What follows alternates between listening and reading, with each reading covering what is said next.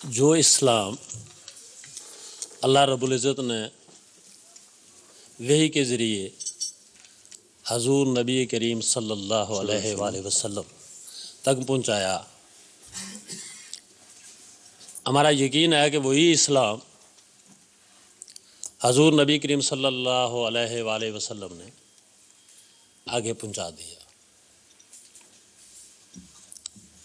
اب ہم تک جو اسلام پہنچا ہے وہ براہ راست حضور نبی کریم صلی اللہ علیہ وآلہ وسلم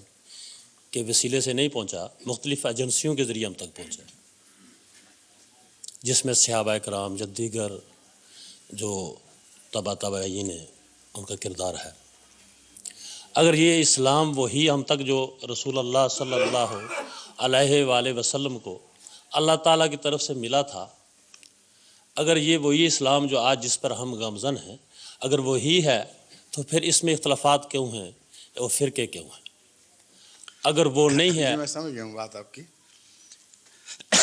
آپ کا جو سوال ہے وہ کچھ مزید واضح کرنا چاہیے۔ آپ نے جو فرمایا نا کہ براہ راست ہمیں نہیں پہنچا،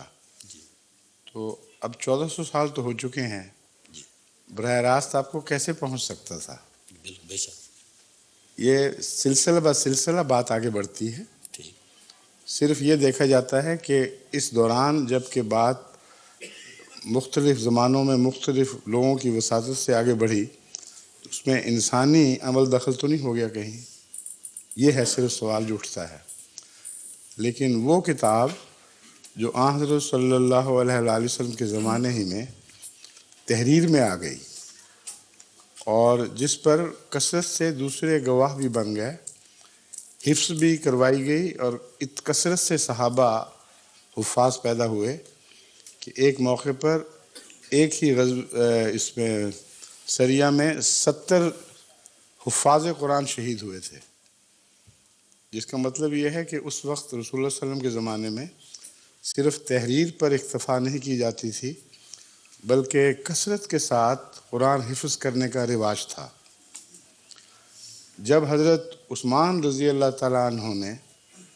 یہ دیکھا کہ بعض قبیلے اپنی قرأت میں قرآن کریم کو کچھ اختلاف سے پڑھ رہے ہیں، تو اس وقت آپ نے جو تحریریں تھیں ان کو اکٹھا کروایا اور حفاظ کی گواہیاں ساتھ لگائیں، اور چونکہ اس زمانے میں اعراب نہیں لگا کرتے تھے، زیر زبر پیش وغیرہ، اس لیے اس کی ضرورت پیش آئی کہ حفاظ کی مدد سے قرآن کریم کی قرأت کے متعلق قطعی طور پر فیصلہ کر لیا جائے۔ یہ وہ قرأت تھی جس کو آن حضرت صلی اللہ علیہ وآلہ وسلم کی تائید حاصل تھی، یعنی آپ نے جس طرح جبرائیل سے سنا وہ اس طرح تھا، اس کو مصحف عثمان کہا جاتا ہے۔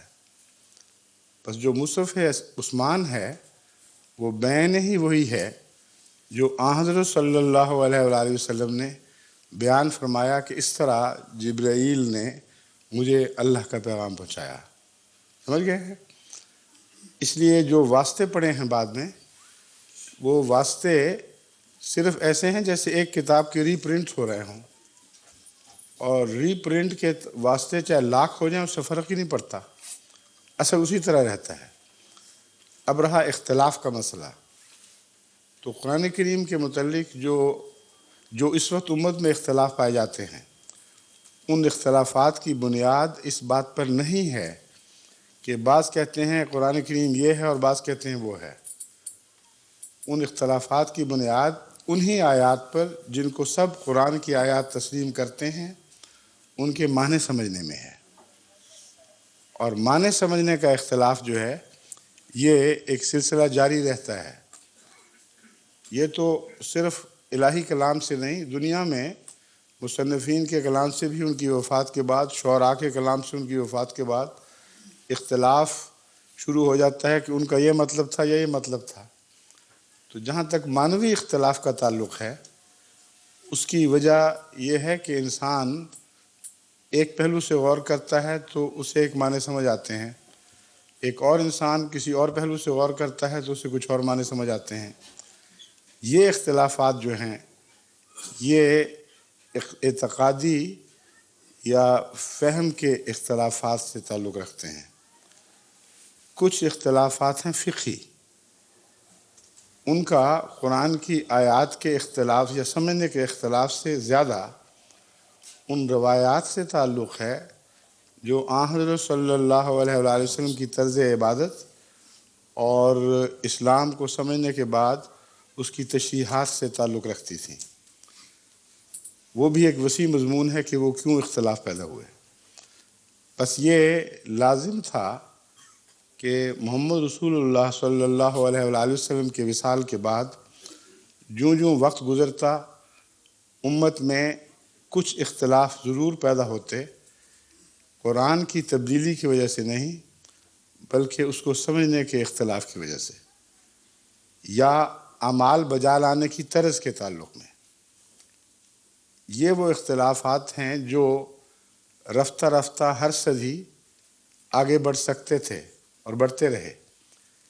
لیکن ان کے حل کے طور پر حضرت اقدس محمد رسول اللہ صلی اللہ علیہ وآلہ وسلم کو خوشخبری دی گئی کہ ہر صدی کے سر پر اللہ تعالیٰ ایسے مجدد کو مبعوث فرمائے گا جو دین کو ان لوگوں کے لیے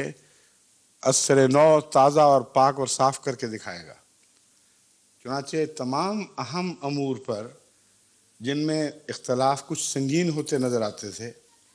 مجددین نے بہت بڑی خدمت سر انجام دی ہے، اور ہر صدی پر کسی نہ کسی ایسی اعتقادی غلطی کے تعلق میں مجددین نے بڑی غیر معمولی خدمت سر انجام دی، اور اس طرح اسلام کو پاک اور صاف رکھنے میں مجددیت نے ایک بہت بڑا کردار ادا کیا۔ جو اختلافات آج آپ دیکھ رہے ہیں یہ اور نوعیت کے اختلاف ہیں، ان کا اس تاریخی تدریجی عمل سے تعلق نہیں ہے۔ یہ وہ اختلافات ہیں جن کا تعلق تقویٰ کی کمی سے ہے۔ جو اختلافات دیانتداری سے ہوں، ایک زاویے سے مضمون کو دیکھنے سے یا دوسرے زاویے کو سے دیکھنے سے ہوں، ان اختلافات سے کوئی نقصان نہیں پہنچا کرتا، بلکہ انسانی ذہن ترقی کرتا ہے، اور اختلافی مسائل میں جو مشق ہوتی ہے اس سے نئے نئے گوشے سامنے آتے ہیں۔ چنانچہ اس کی مثال آپ نے دیکھنی ہو تو مفسرین کی اکثر بحثیں ایسی ہیں جن میں اختلاف کے باوجود فساد نہیں ہے۔ بڑی بڑی عظیم کتابیں لکھی گئی ہیں۔ حضرت امام رازی کی جو تفسیر کبیر ہے وہ تفسیر کے مضمون میں حرف آخر سمجھی جاتی ہے،